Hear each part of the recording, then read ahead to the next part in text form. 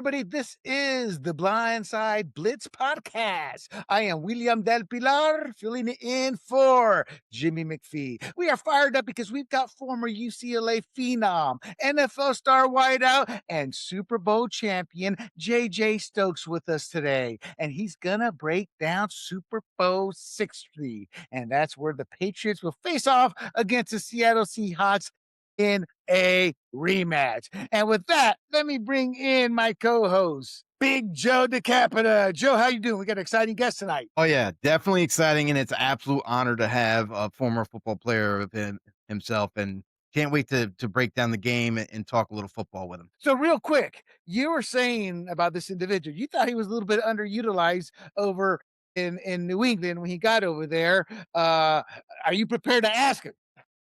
Yeah, I'll ask him. We got a whole bunch of questions to ask him, by the way, Bill. So, well, we'll see. We'll see what we can do. We'll try to get through as fast as possible for the guy because we know that he's busy. But yeah, it's a great time to be part of Grumblings Media for sure. And let me bring him in. His name is JJ Stokes, again, a UCLA phenom.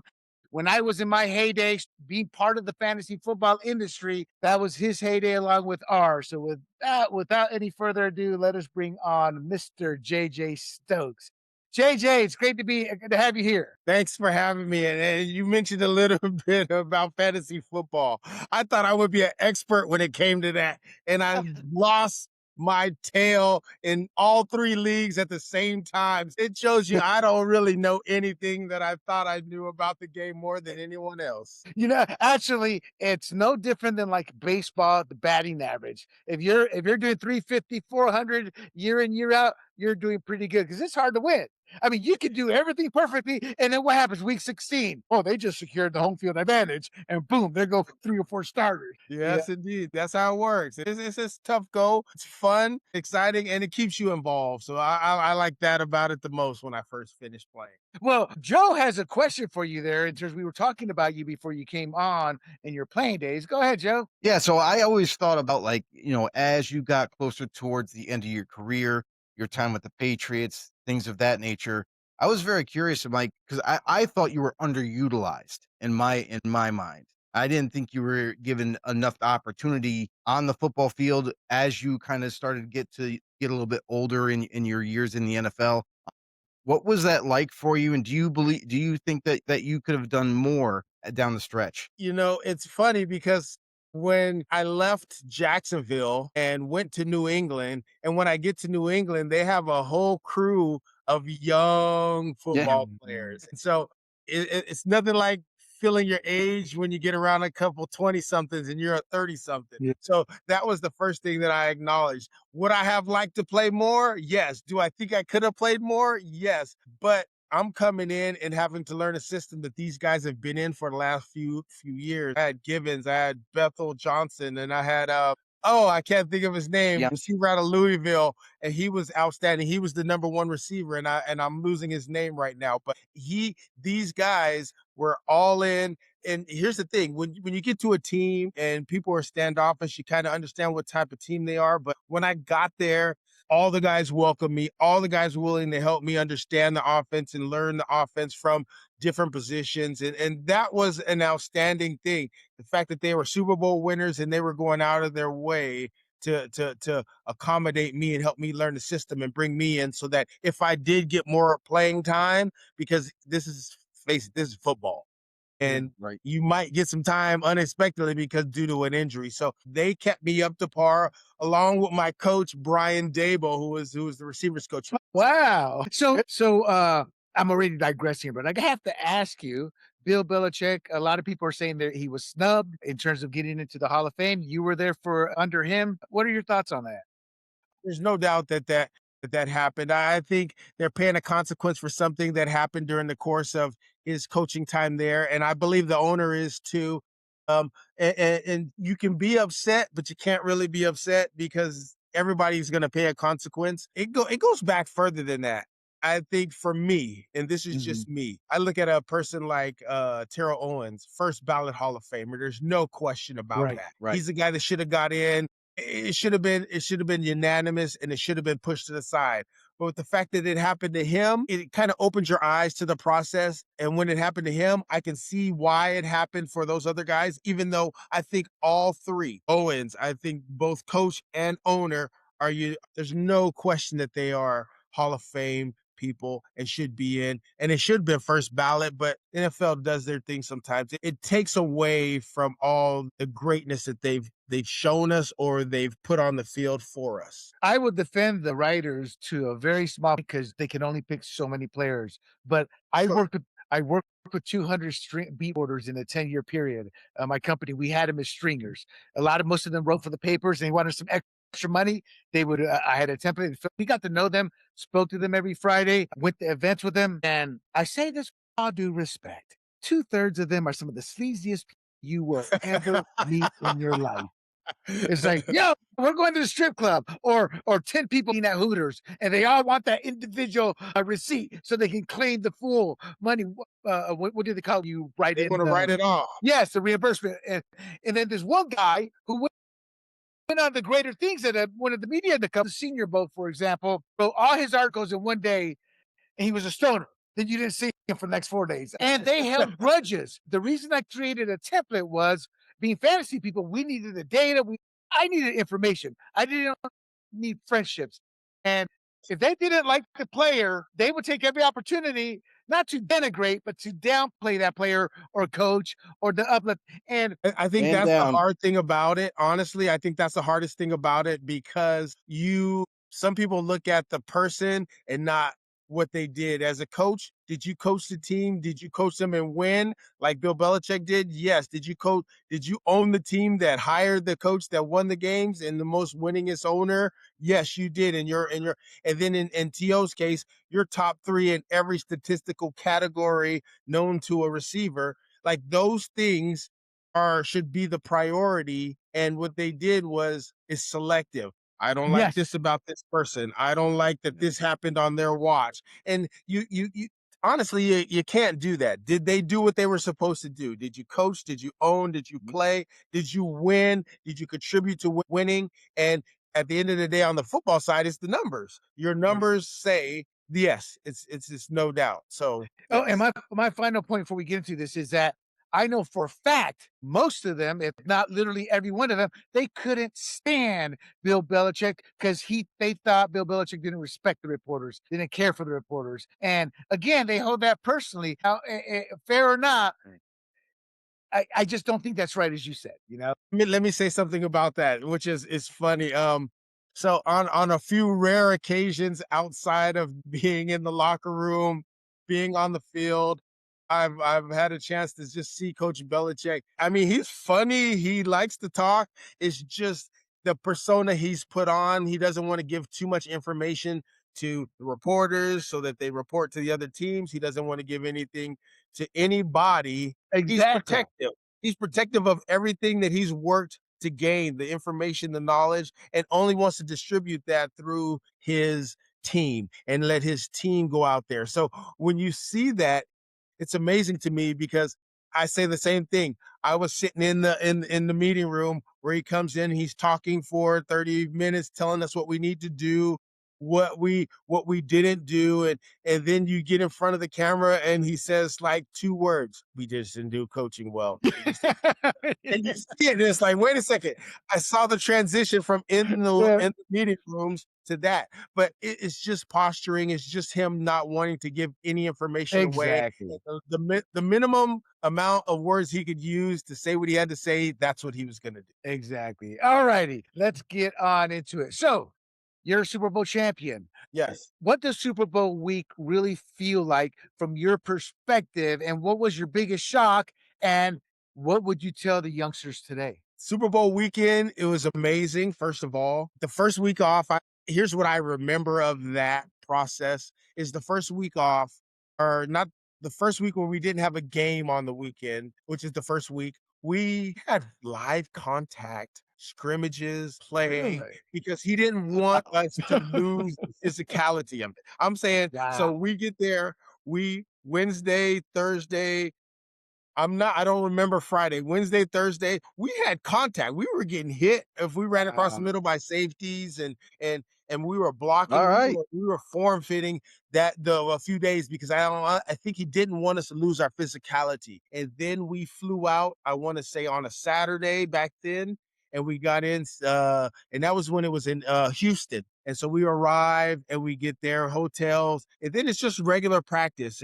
And I remember going to practices and I forget what college we were at, but we were at a college and we used the weight room to lift and we had tough practices, not as much physical contact in the second week, but just the light physical contact early on Wednesday. And he did not want us to lose the physicality battle. So Vrabel being a part of that and it being successful for them, I was only part of it 1 year. Vrabel has multiple Super Bowl wins. So I wonder if he's going to kind of establish that, and the fact that he understands halftime was a huge deal. Oh, yeah.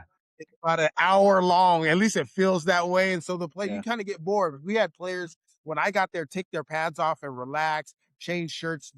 They just kind of relaxed more because it is such a long process with the halftime festivities. But I remember that. Now, as far as the game plan was in. The game plan was in the week before, and the physicality was there. And then we had a second week to try to execute. But the other thing that I do remember is we had a set of plays on the side that they were plays that change momentum, which were the bigger plays, so to speak, if need be. But we didn't need to go that route in the first half. And so I just remember things like that when I was there.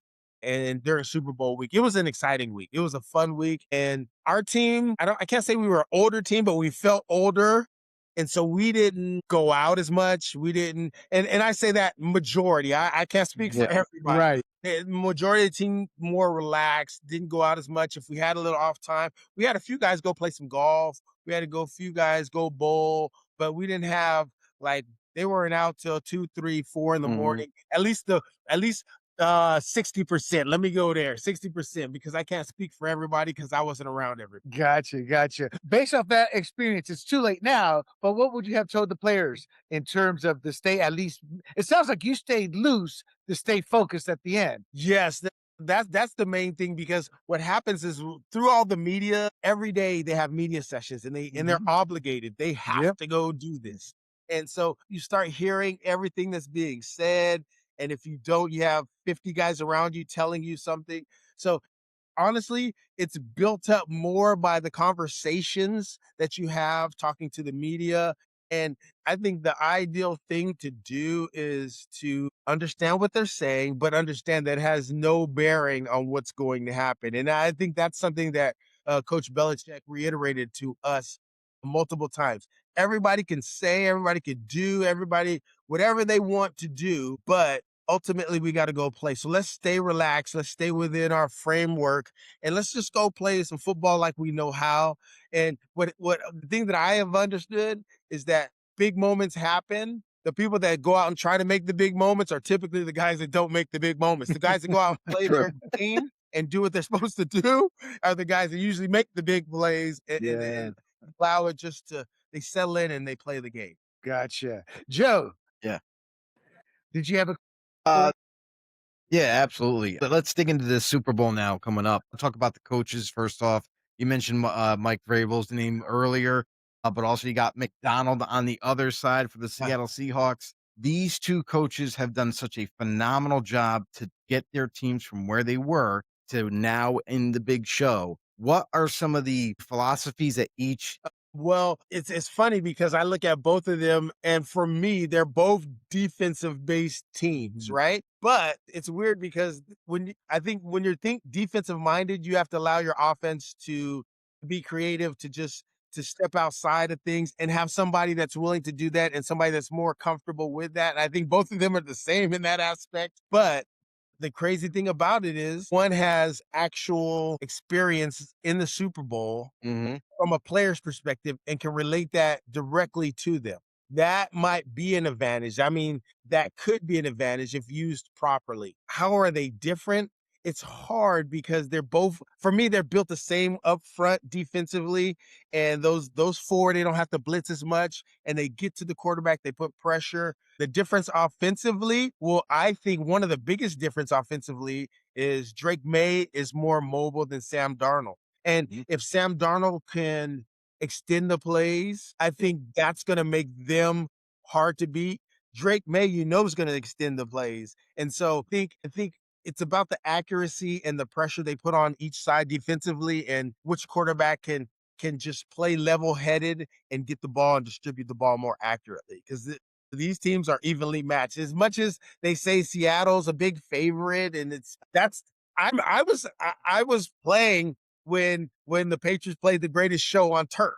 And it was no way the Rams were going to win the game. Nobody could even think of a way that the Rams were going to win the game. Or excuse me, or the Rams would lose the game. Right. They couldn't even think of a way the Rams were going to lose the game. The Patriots won that.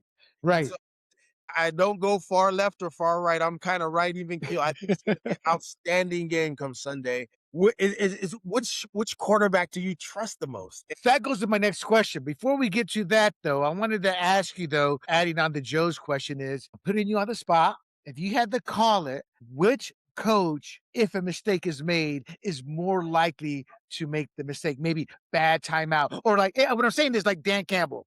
Okay, dude, you don't have to go for it every fourth down. I mean, which head coach do you think is more likely to not purposely, but make that one critical mistake? Actually, I've watched both coaches several times. Seattle's played my Niners multiple times, and I've seen the Patriots play. And the coach that seems more relaxed is Vrabel. Now, that's because it hasn't been the Super Bowl for either team either. So if you're just going off of what we've seen throughout the course of the year, you say great Vrabel's going to be the more relaxed coach, it's not going to go over his head. But you know what? When things get to crunch time and everything's flying and you have voices in your ear on the headphones saying things and players are probably saying we can do this and that, that's going to be the toughest part. But if I had to say who's going to maintain their calmness over the course of the game, I'd say Vrabel, just through experience, him being there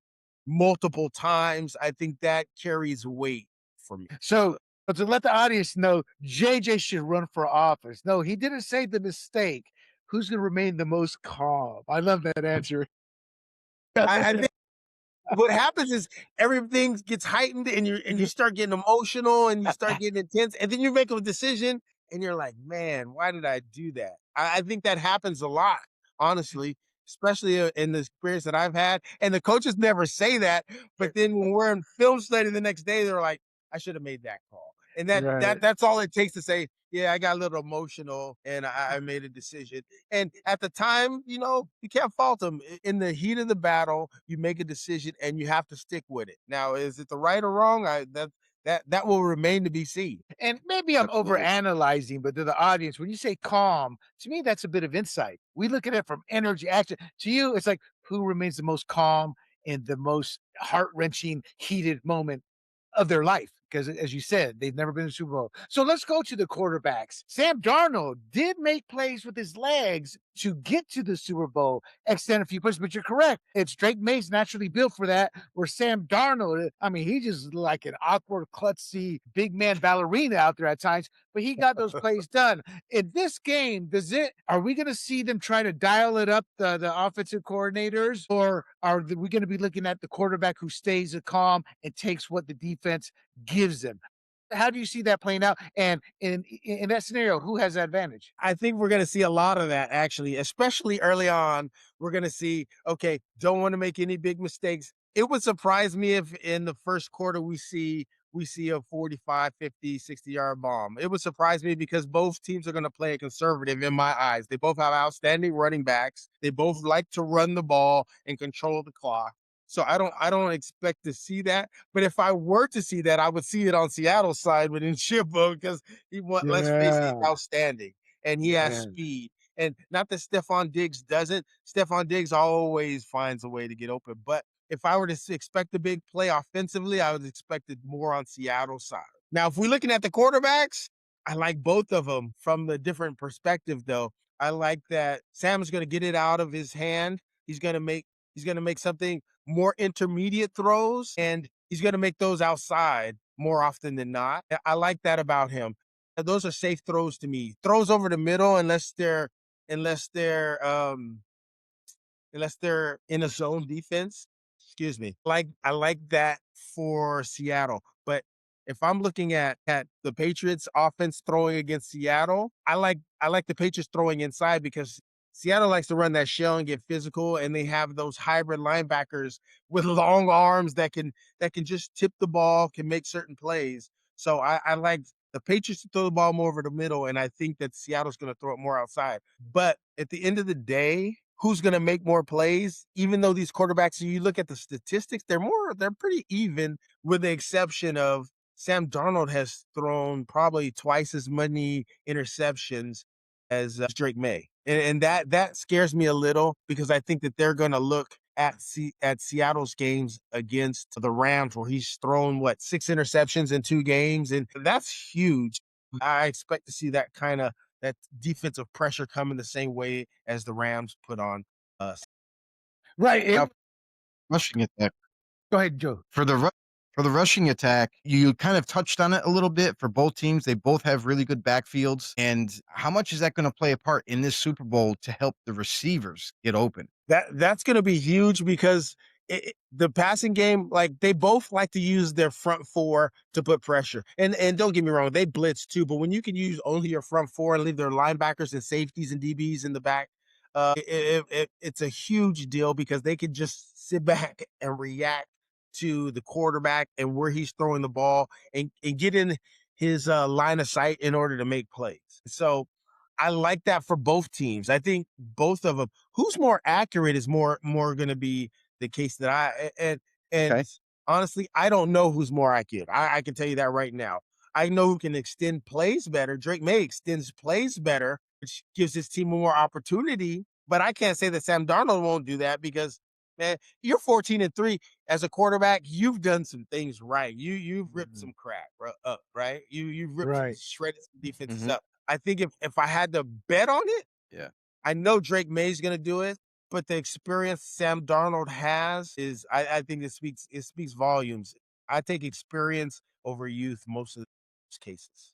You know, I one thing about Sam Darnold that always has me nervous is just watching him play over the years. Like when he drops back, you keep your fingers crossed. Do not throw it into that crowd because he does seem to have those. It's like when he goes south, he goes south, and that's what Yes. made That's what made the championship game I think so special for him. No turnovers. I don't get that feeling with Drake May. It's like that does scare me a little bit about Sam Darnold. Now, you made your living on one-on-one. When you're looking at these matchups with the secondaries and the receivers for either teams, is there any individual matchup you're circling? And I always mispronounce it. I say Najiba. I mean Njigba. Najibba. I mean, it's you got some quality receivers here. What are you looking at? Anything special that strikes at you that you're going to be looking out for? So I look at both of these guys, like if we're talking about their number ones in Jigba, they're going to try to create situations where even if he's on the two receiver side, they want somebody to occupy the safety. I fully expect that to happen. And that would leave in Jigma either outside. Let's say they go double post, for example. Jigma on the outside. They want the inside receiver to cross the safety's face just to drive him with him so they have one-on-one and they trusted Jigma over the top, right? That's the kind of things that I think we're going to see if we do see big plays like that. Uh, on the flip side, if I'm looking at the number one receiver on the Patriots, which is Diggs, he's not known for having as much speed, but his body positioning and his knack for coming up with big plays and big moments and great hands. I think that like if there's a crucial point late in the game and the Patriots have the ball, I fully expect Stephon Diggs to make those type of plays. Now, big plays, I'm gonna give it to a Jigma on the flip side. Right, but Stephon Diggs in the Broncos game, I can't remember it was like late in the game. You hadn't Yeah, heard his name for a while, and then boom, he just popped up with a critical third down. So that's what those savvy veterans are always good for at times, you know. yeah. Let me ask you a question. I'm going to digress here slightly. Josh McDaniels, I mean, he's been there as long as Belichick. It seems like Clint Kubiak. I'm not going to say he's a whiz kid comes from a football family, is he's seen as I mean, I think he took the job, didn't he? He already had the head coaching job. Magical year for him, or maybe a little bit too much credit being given. I mean, when you see him as a player from the outside looking at that offensive coordinator, tell me what you're like, this guy's got it, or I need to see more. Could have been just a good year. You know what? I think it's funny. I think he has experience beyond years, considering his dad was the offensive coordinator at the Denver Broncos, right? So I think that you get an opportunity to see a little bit of his dad old school and a little bit of him new school, because everything is transitioning in the routes that they run and the schemes and the combination of patterns that they run together. So I think he's seen what's most effective, but he's transitioned into this new era of the passing game. And so I have no doubt that he can, in the passing game, put up some effective things together for his future team and for the current team to make some big plays. But I just think that I wouldn't put him along with I can't even think of the last name, Deshaun for the Rams, or LaFleur for the Pats. I can't put him in that, but I think he's right there with him with that mindset, because it's a constant play in your mind of the new plays you want to put together, the combinations you want to put together, because those two, for me, LaFleur and Shaw, those guys put patterns together, and for whatever reason, I feel like it's way more successful in the passing game when you're with those teams because of those two coaches. All right. You can be in that though. Okay. So if we drop prime JJ Stokes into this game, which secondary would you rather attack, and what would your mindset be going after? Really want to play against the Patriots more, because I feel like every time I seem to really focus on Seattle, that cover two where they're pressing you inside and being the outside receiver, and I'm not wanting to get squeezed outside. That took me out of the play more often. So when I was playing, they had cover two or they had combo coverage. So, and I was the X receiver. So if I'm on the weak side, I would always combo is cover two to the weak side and cover three to the strong side. And so I would always get the cover two side, and it would piss me off because now I become just like, I'm trying to run somebody else open. I'm never trying to run the You're the decoy. Yeah, essentially that. And so it was tough doing that. So I would much rather play against the Patriots, who run much less cover two than it looks like Seattle does. And so, but Seattle's great with it because they're really physical at the point of attack with those receivers on the outside. Yeah, let's touch on that. Let's touch on the defenses for both teams. Both excellent defenses. I mean, I don't think the Patriots defense gets enough credit at this point. Like, they are a top 5 legit defense, and they're almost just as good, if not just as good, as the Seattle Seahawks defense. I know all the praise is going to Seattle, like you mentioned earlier, about how like everyone's thinking that Seattle's going to run through the Patriots, but we got to really kind of like, die it down a little bit. Patriots are really good. Seattle's really good. When it comes to these two great defenses and they're so well coached, what's it going to take to kind of tip the scale one way or another? Is it going to be like one team having more mental kind of breakdowns throughout the Super Bowl, or like to lead to those, like a mistake, a touchdown, or what have you? Yeah, I think that's ultimately, you touched on that, Joe, is that like when you're playing these games, people, I don't know, did you guys see the last fight with Teofimo? And like, it was boring because it was so technical and he just beat up on Teofimo, and it wasn't interesting, but it was textbook. And for boxers, it was like, that's what you want to do. That's what we're going to see in this week.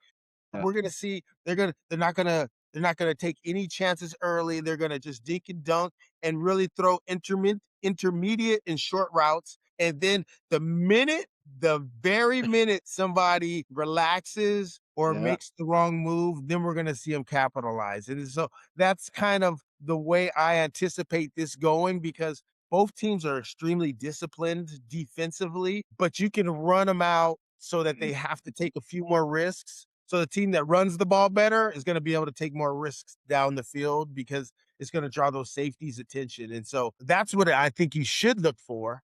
Who's going to be that? I don't know. I don't know. It looks like Seattle with the way they've run in the playoffs. Honestly, it's so hard to say. It is truly. And I know I don't look at all the betting, even though I did look at all the betting and it's 60-40. I can't say it's going to be 60-40. I think it's going to be more 51-49 kind of ultimately. That's one other thing too that I wanted to I didn't initially have this question, but then I started thinking about it as we're talking about this game. Something that we're not really talking about, and it was a very big topic in the playoffs, is controversial calls. And it seems to always kind of rear its ugly head with these referees now that, say what you want. Good, bad, indifferent. Were they wrong? Were they right?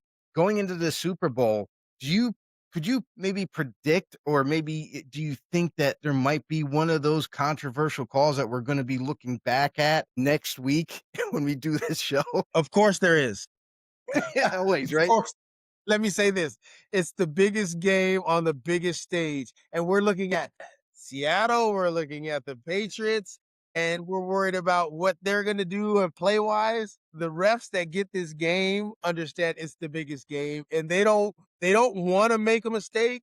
Honestly and truthfully, they do not want to make a mistake, but it can very well happen, and I think it's likely to happen. I don't think any referee has called a perfect game. Let me just say, no referee has ever called the perfect game. There's been something they wish they could do differently in the course of the game, but you so have to play through it. You have to let it not change what you're doing. You have to not let it change the momentum of the game. Like a bad call, the team on the bad end of that can't let it change the game.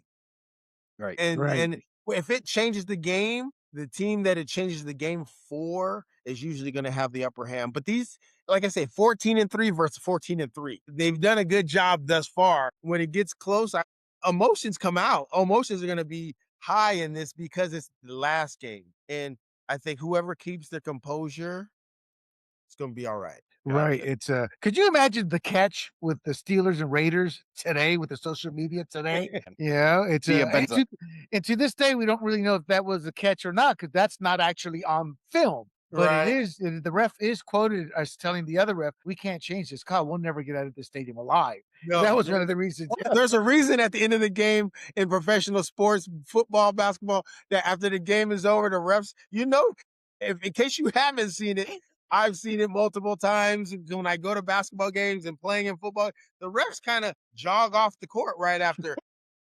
I got to tell you, though, JJ, the most brutal job as a ref is Little League sports with these parents. I mean, it's gone.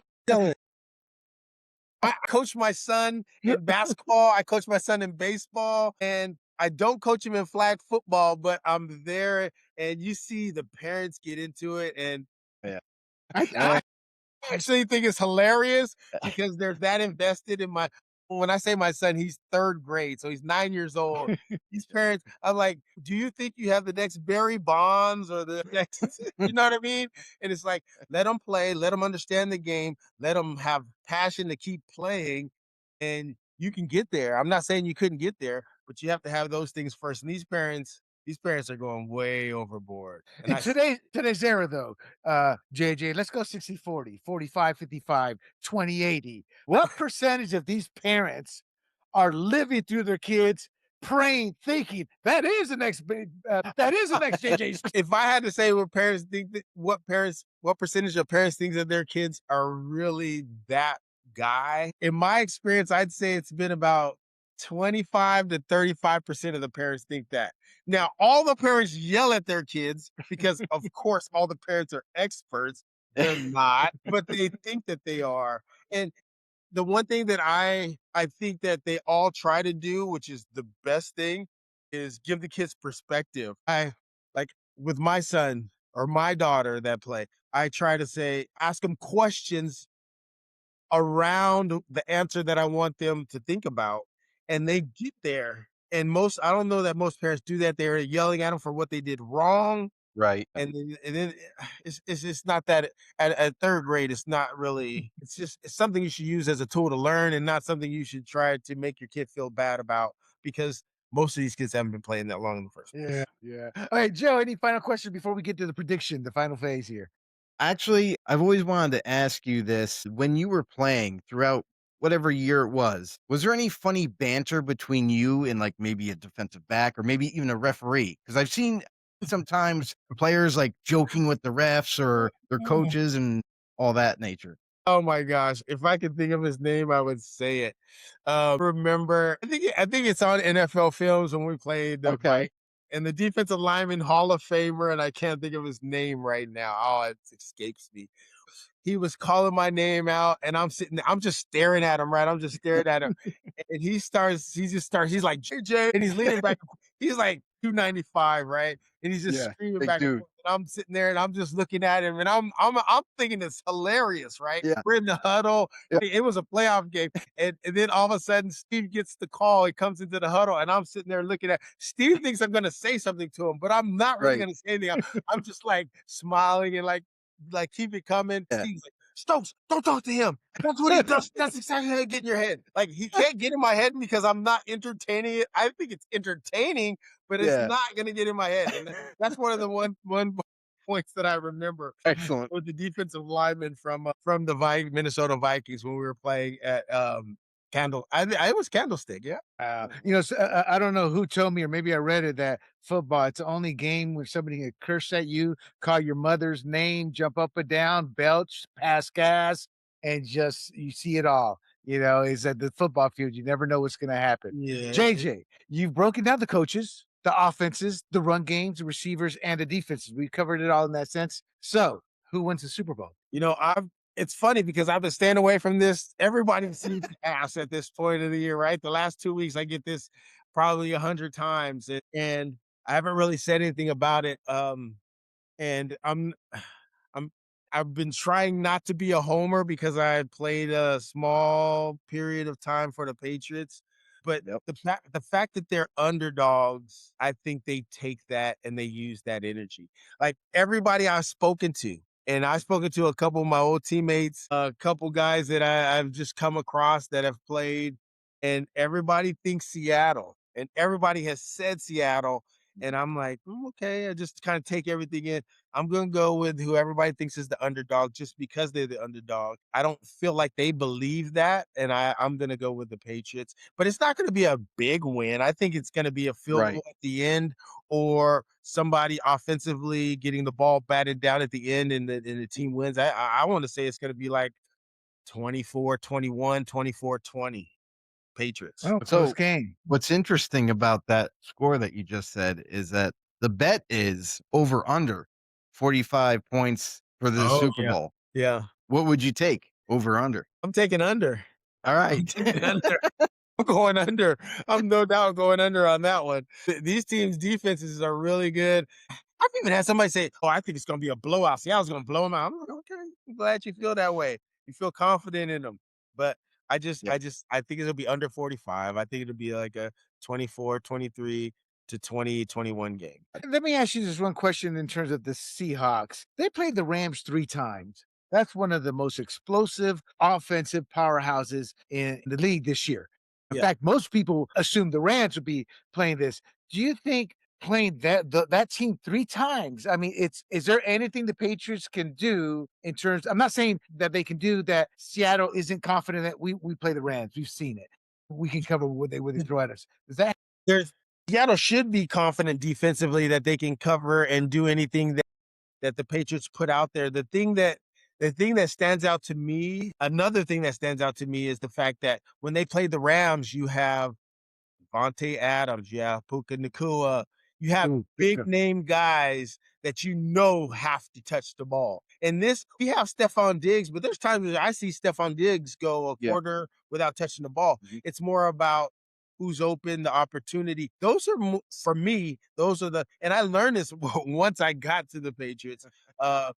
Is that makes it more difficult for defenses because they can't really focus on a singular person. Even though you focus on Diggs, they still have the tight end and two other receivers they can get the ball to. You might not even know the names. And that's the thing about it. And those teams, because the wealth is spread more, I think those teams are harder to defend. Gotcha. Joe, any final question for JJ before I ask him to plug where people can find him? No, listen, JJ, it was a pleasure to have you on the show. I hope in the near future that we can have you on again. But man, it's been really awesome breaking down the game with you, learning how the perspective of a player in the league that has experience, that Super Bowl experience. The knowledge that you dropped today was awesome. So can't wait to see you again. JJ, I loved your energy. You're like a 12-year-old kid in the positive way. You're just all bubbly. I love that time. Maybe because I'm old now, but seeing that type of energy, because now it's like betting, it's this, it's that. I don't gamble. I just do the little boxes because I want to enjoy the game. I don't want to stress out. I got 1,000K. But where can the people find you if they're interested? Honestly, I'm not on social media as much. Right at this point in time, I do a lot of coaching because my son plays every sport. The only one I can't coach is soccer because I haven't the slightest clue of how it operates. I get to sit back and watch, and that's probably why it's his favorite sport because I can't say anything to him. But yeah, I'm the OG JJ Stokes on Instagram, and that's pretty simple. That's it. That's it. Well, we true, and Eddie mentioned that, dude. He's hard to get a hold of. That guy's a family man. He's everywhere with the kids. That's all I do, but it's fun. I enjoy it. So JJ Stokes, Super Bowl champ, big game veteran. We truly appreciate you joining us. And this is the Blindside Blitz. We would truly love to have you on every so often to talk about some of these big games. But enjoy the game, sir. It was a pleasure to have you on. And I hope you had a good enough time to where we'll see you again. Well, for sure. Thank you guys for having me anytime. You know the contact info. Thank you, sir. That is JJ Stokes, everyone. We truly appreciate having him on.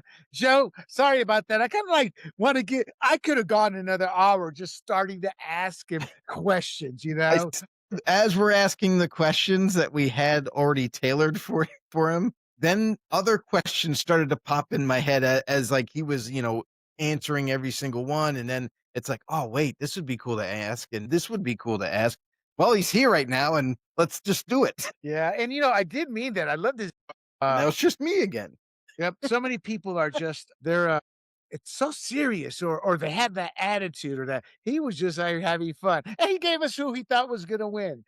So I'm not doing any shows, Joe, but I'm going to make my prediction. Okay. This is the first Super Bowl where in many years that I'm going to go out to see some friends, hang out, because I haven't liked who's been in the Super Bowl the last few years, one or the other. So I've kind of watched it from the boob too over here while I work. I'm happy for both teams. I'm happy Sam Darnold's journey, where as you said in your short that I think is going to go live, if not live, you New York Jets, Carolina Panthers. Thank you, Kyle Shanahan, and he's made in Minnesota. I don't know what he thinks, but I got to say this real quick about Minnesota and Sam Darnold. Like I love Brian Noah. He's another great energy guy, but I kind of disagree with him. The hype is well deserved. Again, as I told you off screen, Tom Brady, Joe Montana, Terry Bradshaw, Michael Vick, they would have gone down 9 times against Brian Flores with that offensive line. It's just, that said, he hasn't crossed that threshold where like that journey's fully there, because of all the turnovers. It's like when he's off, but I love his journey. Drake Maye, I don't have any ties to him, but I followed his father because we were like near the same class, and his father beat the hell out of our high school team when he was in high school. For those of you not aware, Mark Maye is his father, 11th or 12th round when they had 12 rounds back there by the Tampa Bay Bucks. How I remember that, I don't know, but I do remember that. And he was a stud baseball player. So I'm happy to see him being redeemed because I read an article that Mark Maye, because he was an ace pitcher, somewhere that by the time he got to the pros, his arm was dead. It was just a dead arm he had. So I don't know how true was that, but I read that. So it's good to see him to have his redemption. It's good to see Mike Vrabel. And I agree Tennessee should have let him go only because he had run his course there. His same thing with Mike Tomlin and John Harbaugh. They had run their course at their respective organizations, and just a change is needed. So I'm glad to see Mike Vrabel finally get his shot there. And it's good to see New England without having the damn name Tom Brady attached to it. Except for the fact, is this game on Fox? Is he going to be calling the game?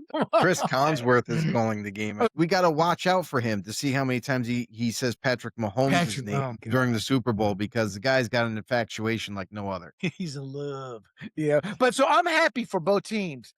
But a real quick story here. When he mentioned the Rams and the greatest show on earth, come Monday, I'm getting a phone call. Yeah, my assistant comes in. This Chicago, I can't remember what Chicago station was. They keep calling. They want you to call back. And I'm like, okay, I'll call back. We're going to go on. We want you on. I go, what's so special? You're the only guy the whole week that predicted the Patriots would upset the Rams. And we want to know why. So when I went on there, they said, why? I said, well, I followed the Patriots all season long.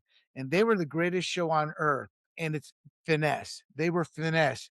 But the one thing I noticed, they had Smurfs for receivers. And the one thing we knew about Belichick, at least early on with the Patriots, was the physicality. I predicted by the second half, those receivers would have arms like this. And sure enough, they had alligator arms. They were being physically beat. And I said, that's what it was. When you get to the playoffs, you can be the greatest show on turf, rather on earth, on turf. When you're playing the Cleveland Browns, the Houston Texans, if they were around back then, but you're the scrub teams. But as that gets closer and closer, I would notice the small nuance. And I said, they don't have physical receivers. So when I see this game, I see the physicality of the Seattle Seahawks. And if they bring that physicality, they will win this game because there's going to be a moment, just like it was for Sam Darnold in a championship game. The Rams are, the run's not going to beat us. If you're going to beat us, Sam, if the Seahawks going to beat us, Sam Darnold's going to have to beat us because we're salivating at the chance of a 4-interception game again. And he beat him. So the quarterback will be called on to make not one, but 2 to 3 big plays this game. And I don't know who's going to make it, but I think those big plays may not come New England's way if that secondary is physical, which which brings you into play and the referees. Because if it's physical, how many bad calls are we going to get in those secondaries? Or no calls. Like there's also that factor too. If they happen to miss something or that was pretty significant to maybe a play that went for 20 yards and a touchdown or whatnot. So yeah, obviously the microscope will be on the referees because every fan loves to shit on the referees. And I get it to a point, but it is a tough job. It's not easy to see these athletes fly around full speed and you got to make a call on the second. And you're 80 years old. You're 80. Yeah. Me and Jimmy on the show, we had this conversation about referees. How could the NFL improve the officiating? And obviously, like for me, it was more about hire full-time refs, and you can't do it for 1 year because that's the problem. The NFL tried it for 1 year, and like, well, it's not any different, so we're going to go back to the old refs. Really, you need to build. You need to hire full-time refs, hire them within a certain age range, so they're not too old or not too young, but kind of like in the middle there to where they've had experience, but they're still young enough to be able to run up and down the field and not get hurt. And then you need at least a 3-year block, maybe even 4-year block of teaching every offseason. What play did we get wrong? What controversial call happened? This is how we're going to call this controversial play from this point on. And that way you can start to see a benefit from it. But unfortunately, we're never going to see that. Right. These old farts out there, Hockley, who's more concerned with taking roids. I'm just kidding, people. I have no clue if he takes roids or not, but it sounds like him, And all right, guys. So my prediction is I think Seattle's going to take it. Couple caveats. Sam Darnold's got to have a clean game. If Sam Darnold doesn't have a clean game, the Patriots could win by 10. Because when he goes bad, Right. So I think Clint Kubiak's job is to kind of start him out slow, build that confidence up, and go from there. What's your prediction, Joe? So, me and Jimmy have kind of gone through it, and we kind of broke it down in good detail and everything, but I'll keep it real short for this one. And you're looking at 2 teams coming into the Super Bowl very differently. You got one team in the Patriots that have kind of stumbled their way to the Super Bowl. They've done what they had to do to win those games. There's no doubt about it.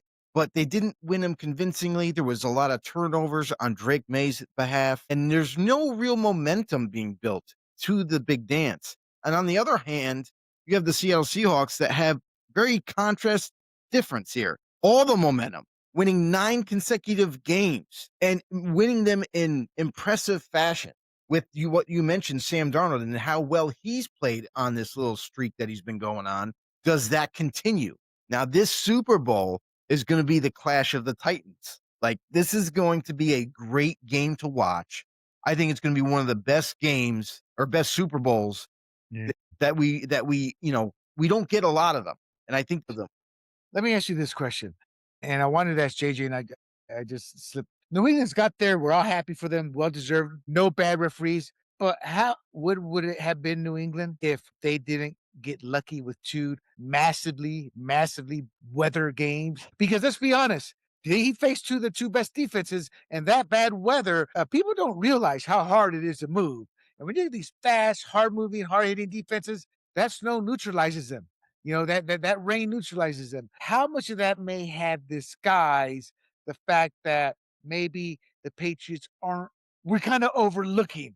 Okay, the Seattle had to slugfest their way to the dance and did it 9 straight games in a row. The Patriots, they earned it, but man, those 2 games, because let's be honest, Denver was dominating and controlling that game. Then boom, yes, the bad weather. yeah. Oh, and it was Sean Payton who made the bad call in that game. Remember how I asked JJ about which coach making the 49 call there? So, I mean, what's your take on that? Am I over analyzing? No, I don't think you are overanalyzing because you talk about the field goal, like not going for it, but going for it on 4th down to try to make some big play happen, and it failed and blew up in your face because that was a deciding factor. And not only that, that decision and the fact that your field goal kicker can't make an average field goal. His defense, that win was. I'm sorry, but like that, you gotta earn your money as a kicker in those critical moments. That's what you're getting paid for. So here's the thing: is it goes both ways, but at the same time, as Sean Payton, you got to hold him accountable for all of it. It's his decision making in the game, and that game was decided in the first half. Game was already decided. Second half is when the weather came into play and it was white everywhere, snow everywhere. Visibility was crazy bad, and that's when the game kind of just flatlined. Like for both sides, like nobody could really do much of anything. So luckily for the Patriots in the first half, what they were able to do is get that field goal lead, and then hold on. The rest is history. Yeah. All righty, man. No mercy, Joe, with a kicker. All right, everybody. This is William Del Pilar substituting for Jimmy McPhee, who will be back in next week to break down the Super Bowl. I am William Del Pilar, and for No Mercy, Big Joe, this has been the BlindSide Blitz. We will see y'all next week. Bye-bye. Hey everybody, this is William Del Pilar, founder of Grumblings Media, and I want to say thank you for watching our content. If you want to support our all-volunteer efforts at Grumblings Media, smash the subscribe button right here. 100% free, and please consume and share our great content. Click either one of these 2 boxes for more of our work.